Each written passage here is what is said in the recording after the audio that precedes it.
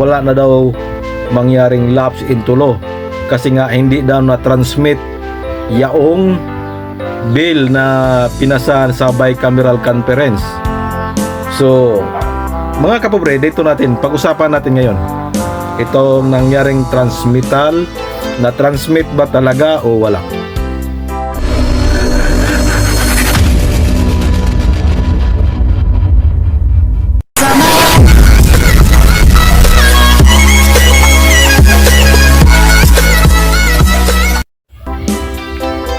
Hello, welcome back again mga kapobre.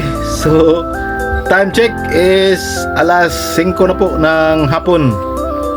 So, pag-usapan lang natin ngayon kasi ang daming nag-react sa upload natin kanina.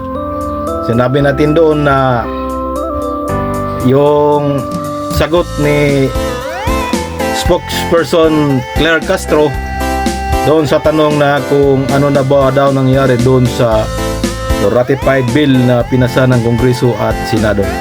So sinabi niya doon na wala pa daw natanggap ang Pangulo.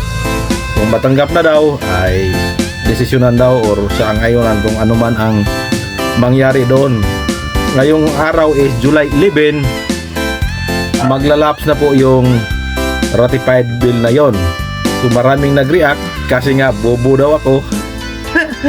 Pasensya na po kasi yan po ang aking kwintada. Ngayong araw, July 11 is mag-lapse na po into law yung panukalang batas na yon.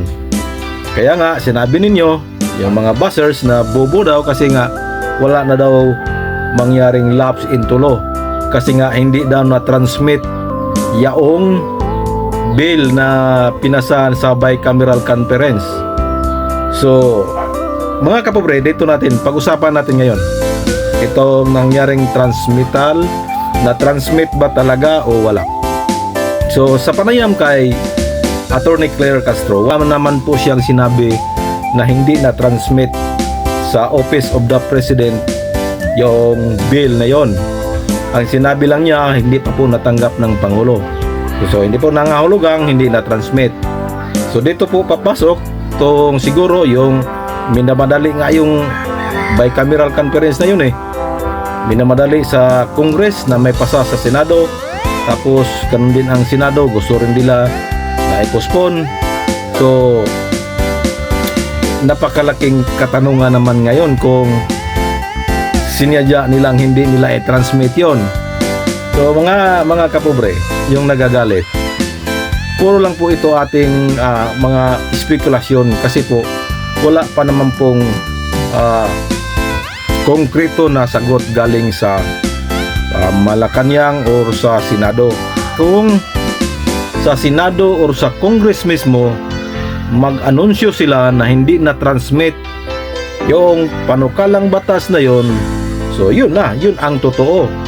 Pero wala pa po kaya sinabi ko po na nag-lapse na po into law yan kasi 30 days na po ngayon So wala naman pong nagsabing hindi na i-transmit. Gaya ng sabi ko, imposible naman yon hindi i-transmit. Hindi na siguro trabaho ng mga senador o congressman yon. Sa na siguro sa secretariat nila. So, siguro pag ganun mga bicameral report, alam na siguro ang kasunod yan, i-transmit na yan sa Pangulo. Pero may pero din.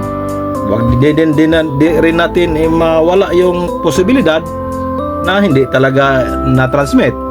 Pero imposible yon mga kapobre.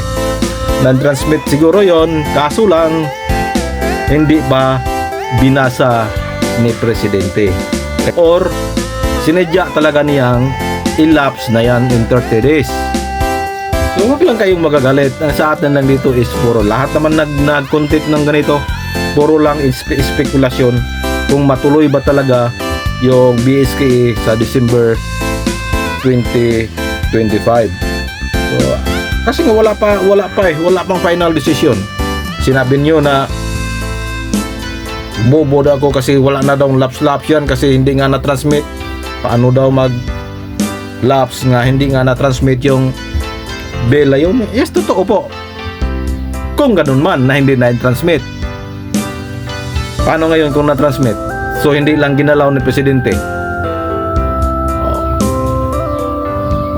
Huwag lang kayong magalit mga mga kapobre.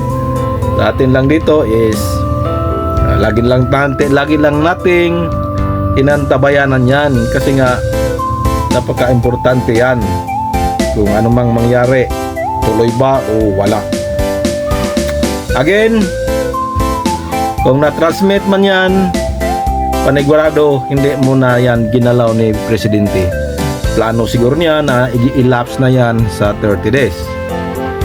Kung hindi man na-transmit yan, so dapat mag-announce ang Kongreso or Senado na hindi nila na-transmit yung ginawa nila sa bicameral conference. Diba? So ganun lang yun mga kapobre. Gusto ko lang liniwanagin, wag lang kayo magalit sa akin. Katulad yun ng ibang nagkukontent ng ganito is ano lang to, spekulasyon base doon sa mga sinasabi or nagaganap. So antayin natin, tumlain dito, antayin natin ang pronouncement ng Presidente.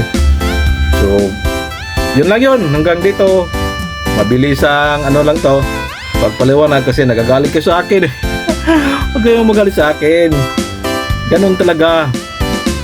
So again, bye bye, God bless sa lahat. Please like, subscribe, Pobreng Mapalad Vlog sa YouTube. Bye bye, God bless, I love you all.